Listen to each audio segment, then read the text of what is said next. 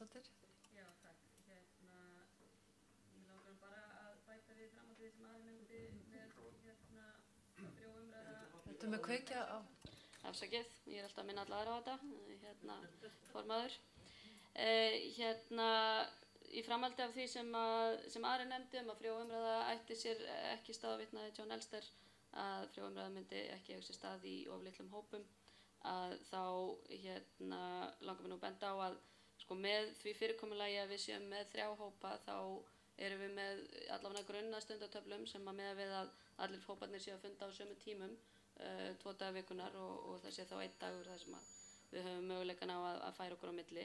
Með því að vera með 4 hópa þá erum við með meiri breytileika á tímum og það er einmitt býður upp á það að við höfum færi á að komast í hina hópana oftar og taka þá þátt í umræðum í fleiri en einum hópum. Þannig ég aftur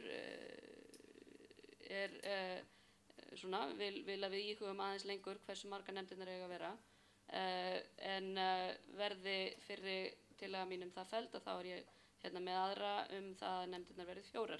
Takk.